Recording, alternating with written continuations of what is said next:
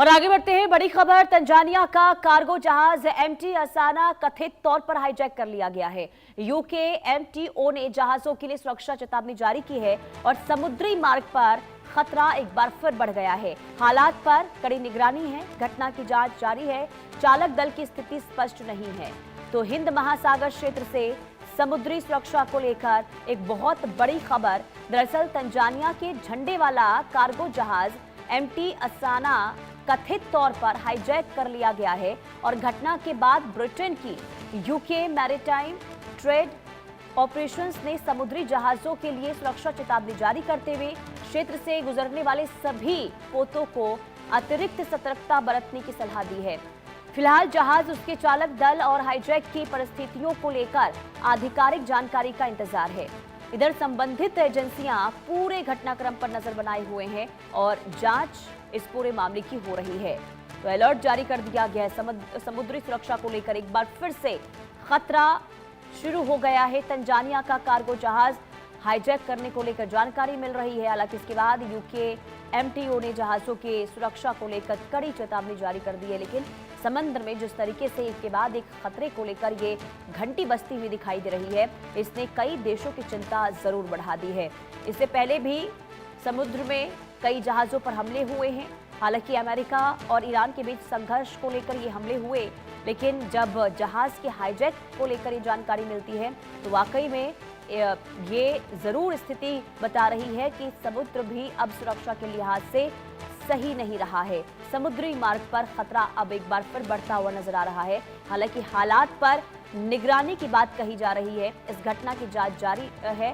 चालक दल की स्थिति अब स्पष्ट नहीं हो पाई है कि आखिर इस जहाज में कितने लोग सवार थे, और क्योंकि कई क्रू मेंबर भी इसमें सवार हो सकते हैं, ऐसी भी जानकारी मिल रही है।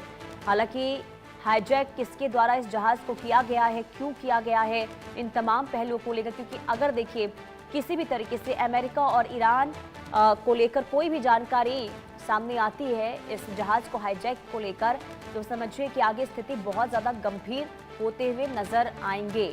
तो एमटी असाना जहाज हाईजैक इसे कर लिया गया है, ये जानकारी मिल रही है।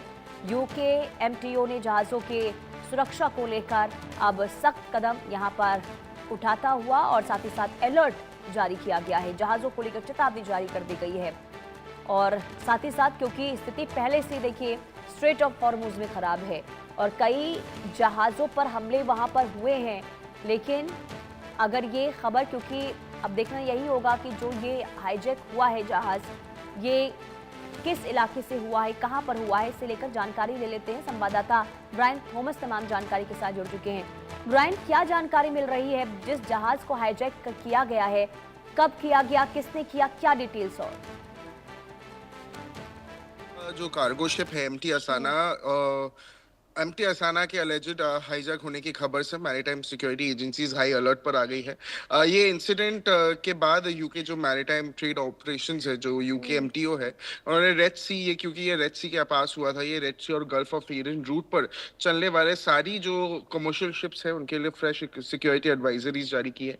शिप्स को भी मैक्सिमम कॉशन के साथ भी सेल करने और किसी भी सस्पिशियस एक्टिविटी के तुरंत रिपोर्ट करने को भी कहा गया है। और इस घटना के बाद एक बार फिर जो रीजन के शिपिंग रूट्स पर सिक्योरिटी कंसर्न्स है वो बढ़ गई है। अगर मिलिट्री मैरीटाइम एजेंसीज की बात करें, ये मैरीटाइम एजेंसीज सिचुएशंस पर लगातार नजर बनाए हुए है और उसके बाद भी ये हाईजैक की रिपोर्ट्स को भी वेरीफाई किया जा रहा है, इसको इंडिपेंडेंटली इन्वेस्टिगेट किया जा रहा है। जो एजेंसीज है वो लगातार मौजूद है और क्योंकि ये रेड सी या हम अगर गल्फ ऑफ एडन की बात करें, ये दोनों ही ये रेड सी और गल्फ ऑफ एडन एक स्ट्रेटेजिक सी रूट है और क्योंकि ये स्ट्रेटेजिक सी रूट है, इस पर पहले से ही जो टेंशन्स है वो बनी रहती है और जिसके चलते जो इंटरनेशनल शिपिंग कंपनीज है उन पे भी एक्स्ट्रा सिक्योरिटी मेजर्स बरतनी पड़ती है। तो कहीं ना कहीं ये जो एमटी असाना का जो सिचुएशन है, जो एमटी असाना के हाईजैक की जो खबर है, ये बहुत ही ज्यादा मैरीटाइम ऑपरेशंस के लिए बहुत ही ज्यादा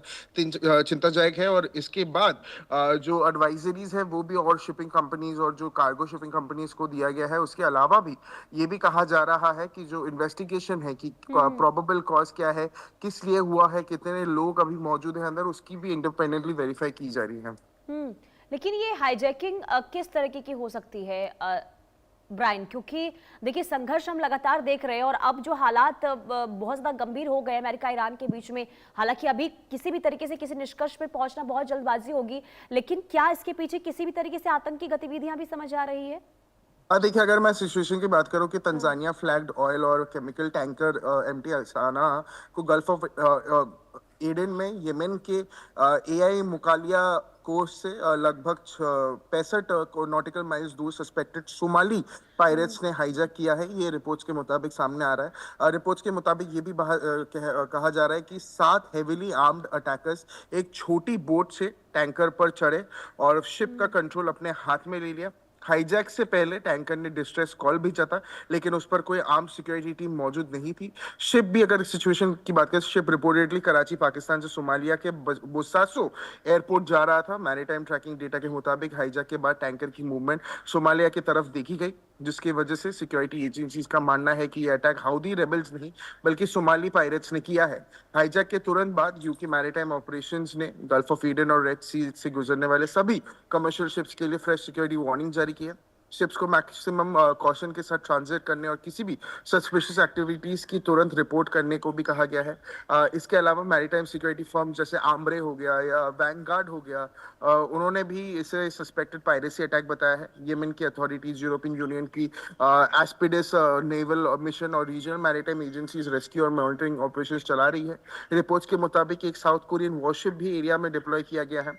फाइनल क्रू की अगर बात करें, फाइनल क्रू के एग्जैक्ट कंडीशन ऑफिशियल कंफर्म नहीं कर पाई है और अटैक्स के रैंसम डिमांड्स करने की भी पॉसिबिलिटी से इनकार नहीं किया जा सकता। पर एक्सपर्ट या एनालिस्ट का ये मानना है कि पिछले कुछ महीनों में, अगर हम बात करें, गल्फ ऑफ एडन में हाईजैक हुआ दूसरा टैंकर है ये, और इस इंसिडेंट ने एक बार फिर सोमाली पायरेसी के वापस उभरने की चिंता बढ़ा दी है। जी बिल्कुल, देखिए चिंता की स्थिति बहुत ज्यादा देखने को मिल रही है, लेकिन अब आगे देखना होगा इसे लेकर क्या आधिकारिक तौर पर जानकारी दी जाती है।